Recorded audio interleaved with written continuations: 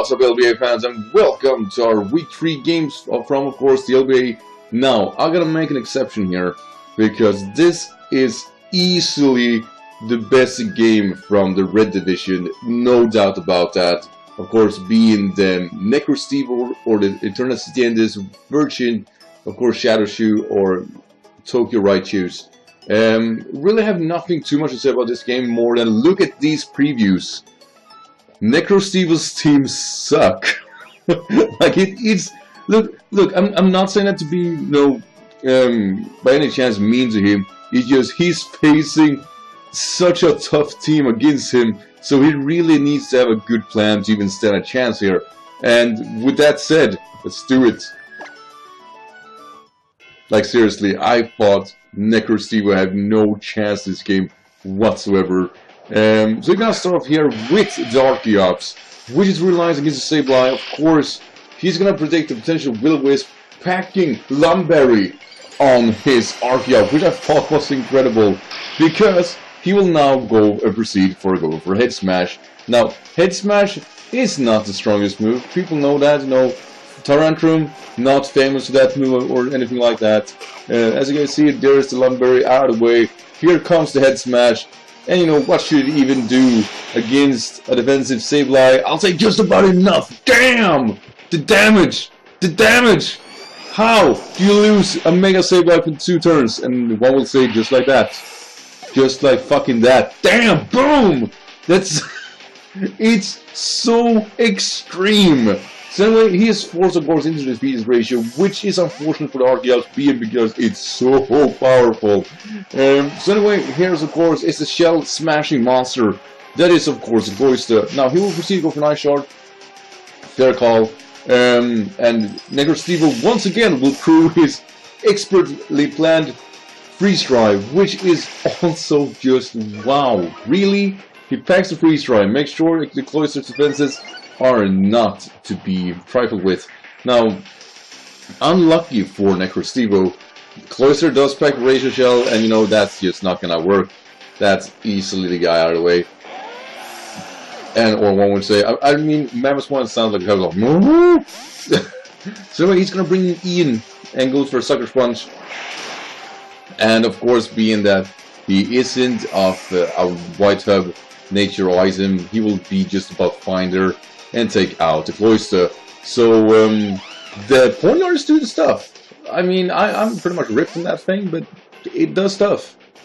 So anyway, here comes the Falcor, and it's a great overall response from Dragonite. Now, unlucky for the Tokyo Raichus, they do have Fire Punch over Flare Blitz, lacking the extension stab, which is unfortunate.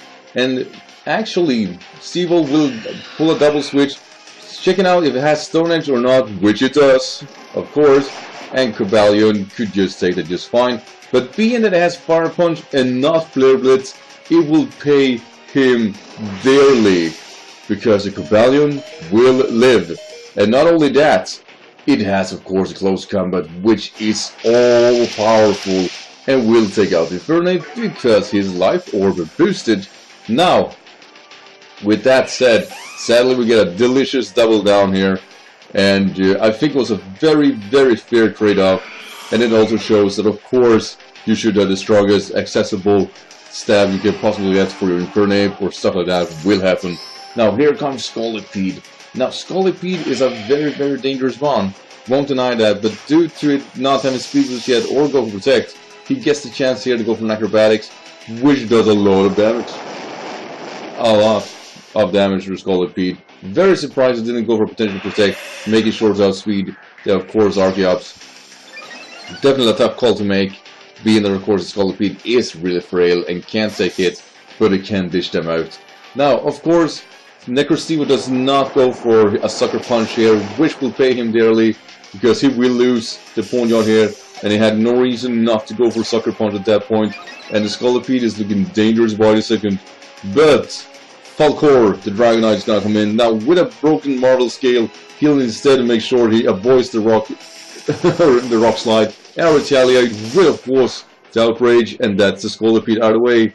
They're really making sure the Scolipede is the deadest with, of course, a crit Outrage. Now, of course, now he's locked into that, which is really unfortunate.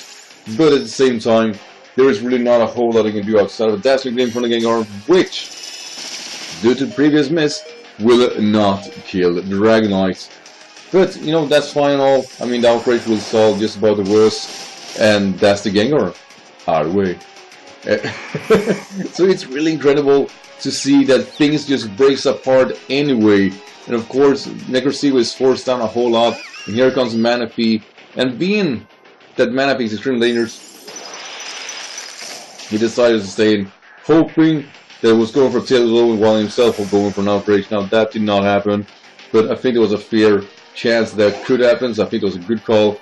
And here comes probably the mightiest moves. They brought down to the last mon, but being that they went for Giga Drain instead of Energy Ball, make sure that the Manaphy is not in the Salak battery area, which I didn't even think of. And of course he survives the Ice Beam, and he just wrapped this up with a last Giga Drain, and that is the Eterna City Ender's victory, which is just what just happened. What? I mean, wow. I mean, we can look into their team again after this battle. You see a preview like this and you think, alright, it's already decided. But no! Necrosego found a way, and they found a way big time. One of the funniest battles in so far in the LBA, and definitely the best one from the Red Division. But we got one more game, and one more great game from the Blue Division, which I will show you in the next video. So I want to thank everyone for watching. Make sure to leave a like, and make sure to check out Necrosego's channel. He is a Poketuber himself, so he has his battle uploaded on his own channel, which I recorded. But like I said, really check this shit out, because this was one of the better games I've seen in quite some time. Very, very tense, very short, and just a power distribution from Necrosego. Hope he holds this form.